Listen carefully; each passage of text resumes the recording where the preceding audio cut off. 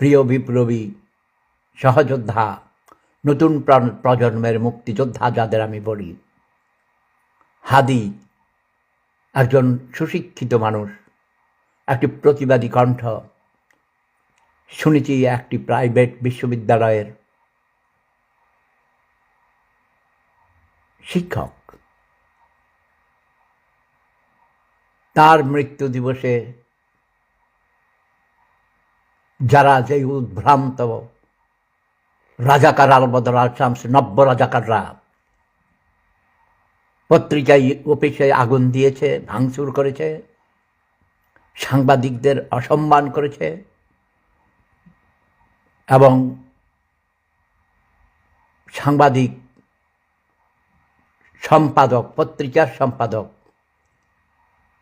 নুরুল কবিরকে অসম্মানিত করেছে, physically assault করেছে, ওডিসি শিল্পী গোষ্ঠীর অফিসে আগুন দিয়েছে, ছায়ানটে আগুন দিয়েছে। তাদের আমি ধিক্কার জানাই। এই সব কুলাঙ্গারদের কারণেই আজ বাংলার মাটিতে স্বাধীনতা বিপন্ন হয়েছে। ওই সব রাজাকার আলবদর আল শামসের সন্তান নাতিপতি নব্য রাজাকারদের আমি ধিক্কার জানাই এবং তাদের বিরুদ্ধে আমার দুর্বার গণ আন্দোলন চলবে। বাংলার মাটিতে তাদের স্থান নেই।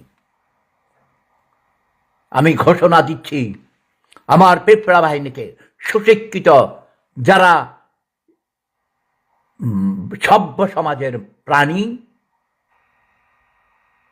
আততায়ীর গুলিতে নিহত হয়েছে গত শুক্রবারে, তাকে বাঁচাবার জন্য চেষ্টা করেছে। অবশেষে এক সপ্তাহ পর আজ আরেক শুক্রবারে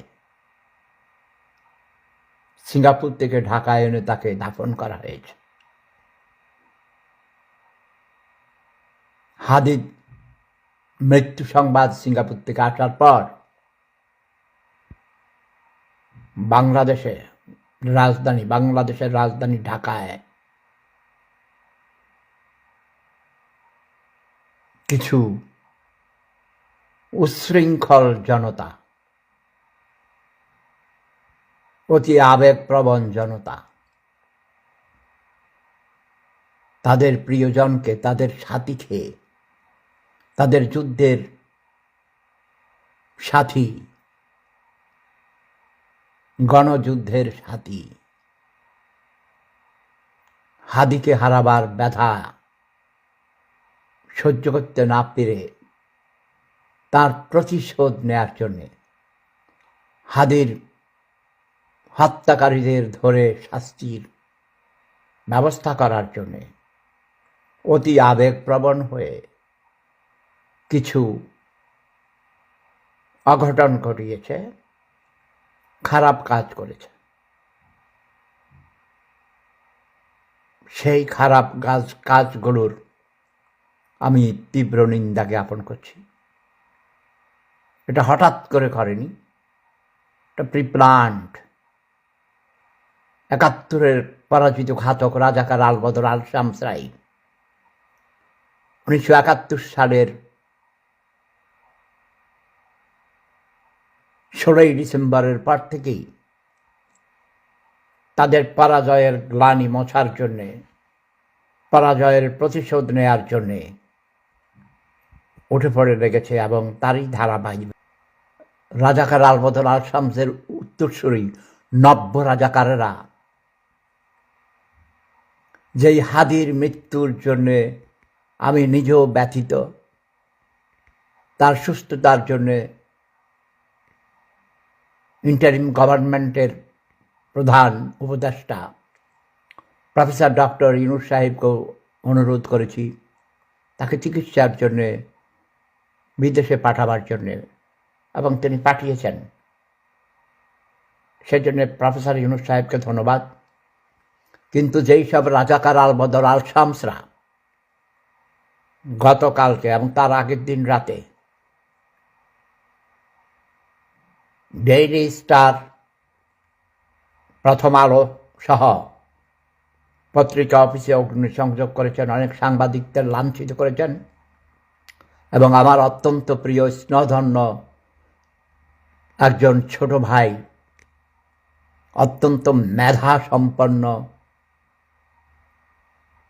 অনেক জ্ঞানী সাংবাদিক, যাকে নিয়ে আমরা গর্ববোধ করি।